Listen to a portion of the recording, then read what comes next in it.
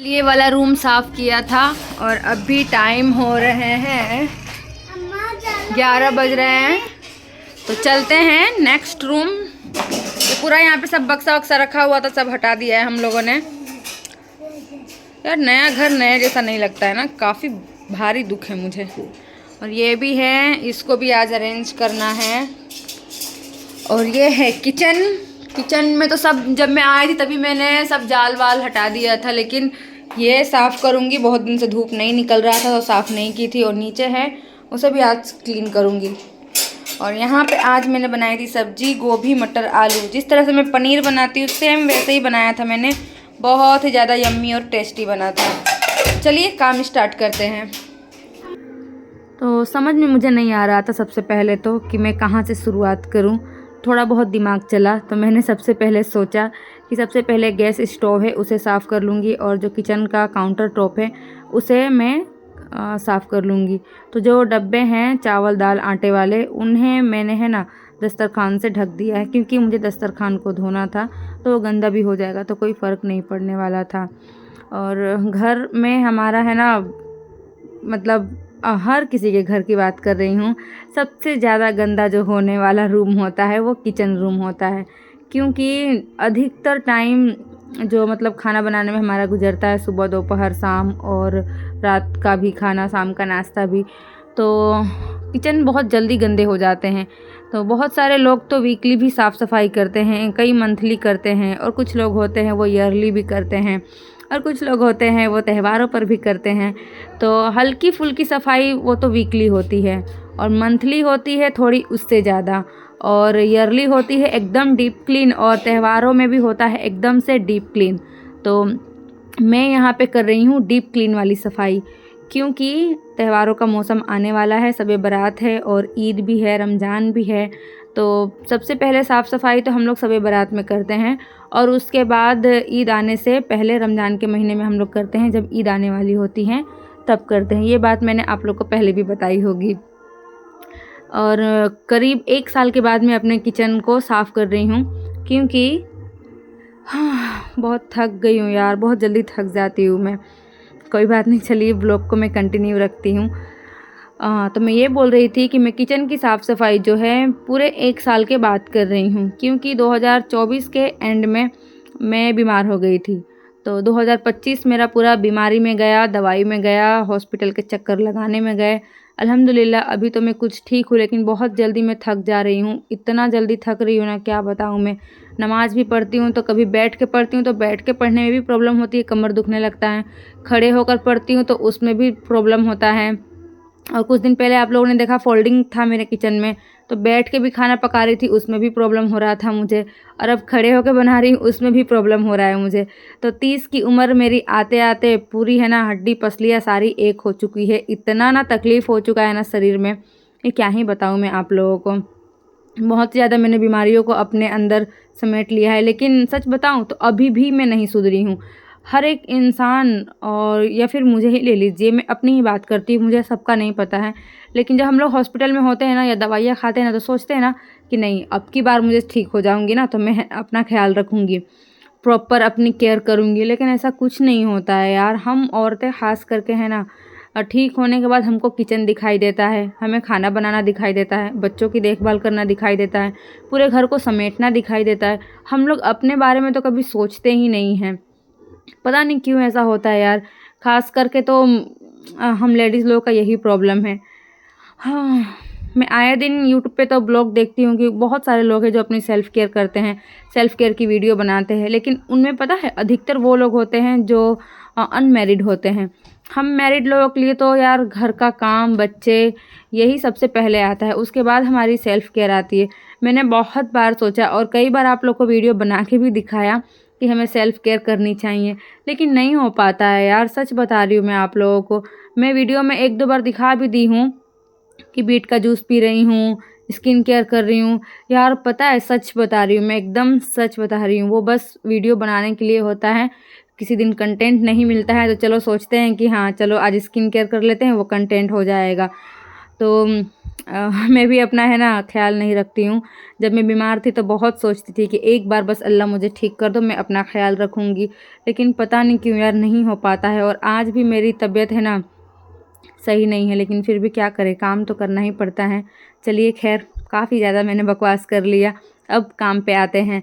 तो आप लोगों ने देखा किचन को मैंने पूरा रगड़ रगड़ के साफ़ कर लिया और इसे भी धो रही हूँ। करीब 1 साल के बाद पूरी साफ़ सफाई हो रही है। और मैं ये वीडियो है ना शब बारात के 1 दिन पहले बनाई हूँ, क्योंकि मेरे पास टाइम नहीं था साफ़ सफाई के लिए। टाइम तो था लेकिन ठंडी यहाँ पे थी, तो है ना रज़ाई से निकलने का मन ही नहीं हो रहा। लगभग 3 बजने वाले हैं और आज आधा अधूरा ही काम हुआ है। फ्रिज तो मैंने बहुत पहले साफ़ किया था, जब मैं आई थी आप लोग को मैंने दिखाया था, लेकिन फिर भी गंदा हो गया है। तो अब इसे मैं कल देखूँगी। बास्केट धो दिया था मैंने, उसमें मटर है, मटर छिलना है। फ्रिज में नहीं रखा है क्योंकि बहुत ठंडा हो जाएगा। तो बस कुछ इस तरह से मैंने सेट किया है। ये मेरा चॉपिंग बोर्ड है जिसे मैं रमज़ान में निकालूंगी, या पूड़ियाँ छानते वक्त भी मैं निकालती हूँ, मतलब बेलते वक्त। और ब्लू वाले में तेल है, इसमें आटा है, इसमें चावल है, और इसमें जो लेफ़्ट ओवर ग्रोसरी बच जाती है वो है। और ये भी मसाले के डिब्बे धोने हैं। आज मैं बहुत ज़्यादा ही थक गई हूँ तो कुछ ज़्यादा नहीं कर पाई मैं। ये क्या बोलते हैं, काउंटर टॉप भी मैंने साफ़ कर दिया, कितना अच्छा चमक रहा है। करते हैं तो काम करते करते मैंने दाल बनाया था और इसमें चावल बनाया है, और गैस स्टोव साफ़ किया था मैंने, आप लोगों ने देखा खाना बनाने के बाद, लेकिन फिर से वैसा ही हो जाता है। तो अब इसे अब खाना खाने के बाद ही अब साफ़ करूँगी।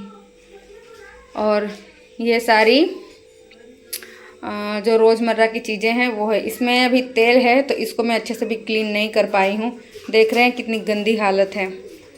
तो करीब 1 साल हो गया है इसे धोए हुए, इसीलिए इसकी हालत ऐसी है।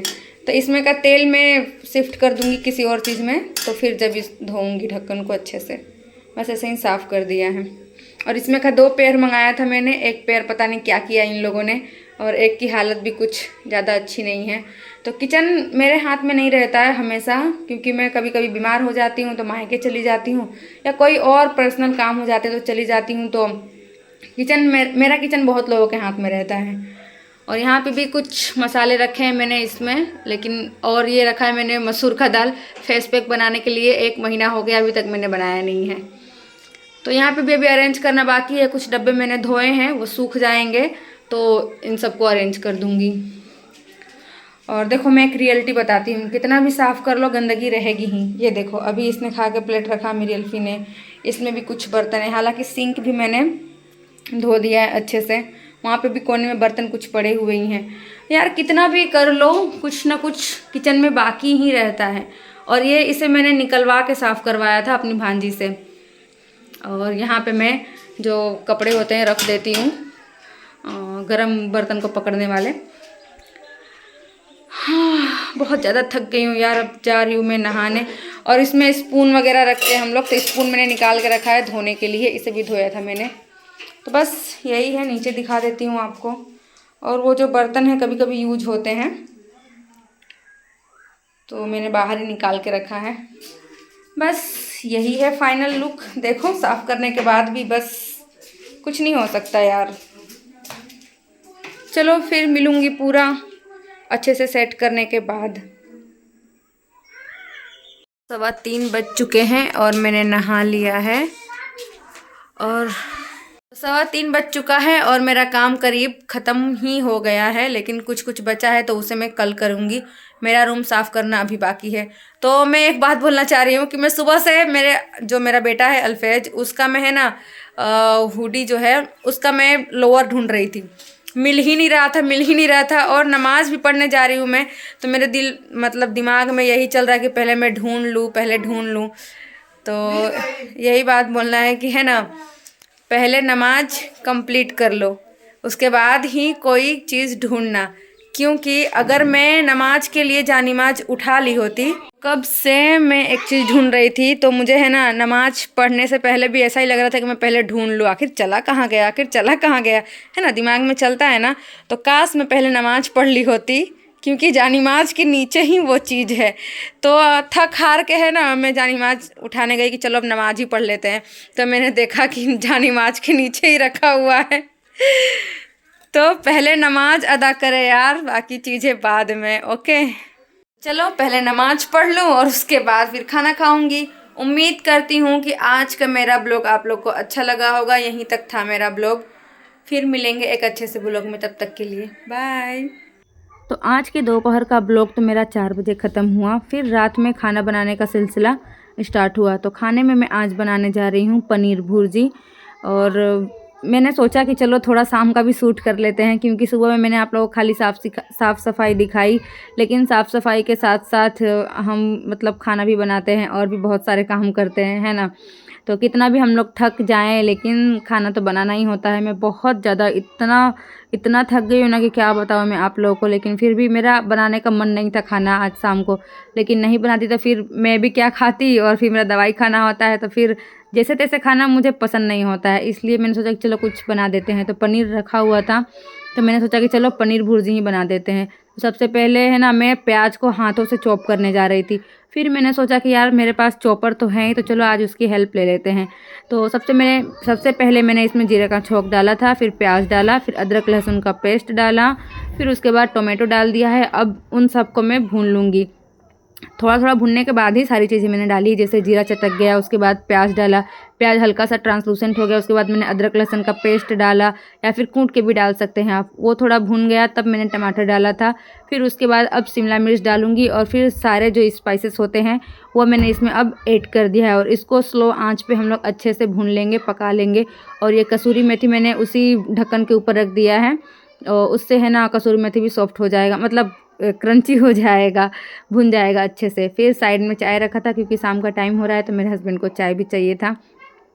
और यहाँ पे मैं पनीर हाथों से क्रश करके ही डालती हूँ, मैं वो ग्रेटर की हेल्प से क्रश नहीं करती हूँ, क्योंकि आखिर ग्रेटर से करो और या हाथ से करो, गंदा हाथ भी होने वाला है और ग्रेटर भी होने वाला है। तो हाथ हो जाए चलेगा, लेकिन ग्रेटर एक धोने का झंझट हो जाएगा, इसलिए मैं हाथ से ही कर लेती हूँ। और हाथ से क्रम्बल कर लो तो भी वही टेस्ट आता है यार, और या फिर ग्रेटर से करो तो वही होता है। और थोड़ा मैंने क्रीम ऐड किया था इसमें। मैंने प्रॉपर रेसिपी शूट नहीं की, क्योंकि मैं बहुत ज़्यादा थक गई थी। और पनीर भुर्जी की रेसिपी मैंने बहुत पहले शूट करके वीडियो अपलोड किया हुआ है, आप लोग देख सकते हैं वहाँ पे। तो चलिए फिर मिलूँगी एक अच्छे से ब्लॉग में, तब तक के लिए आप लोग अपना ख्याल रखना, और दुआ में प्लीज़ मुझे याद रखना, क्योंकि मेरा हेल्थ इशू बहुत ही ज़्यादा बढ़ गया है। मेरी तबीयत बिल्कुल भी ठीक नहीं रहती है। और आप लोग बताना कि आप लोग किस किस एज के हैं जो मेरी वीडियो देखते हैं, और आपको कौन कौन सी तकलीफ़ें हैं। और अगर नहीं है तकलीफ़ आप लोग को कोई भी, तो अल्हम्दुलिल्लाह कमेंट में ज़रूर लिखना। लेकिन मुझे जहाँ तक पता है हर किसी को कोई ना कोई तकलीफ़ होगी ही। उम्मीद करती हूँ आप लोग को ब्लॉग अच्छा लगा होगा। बाय।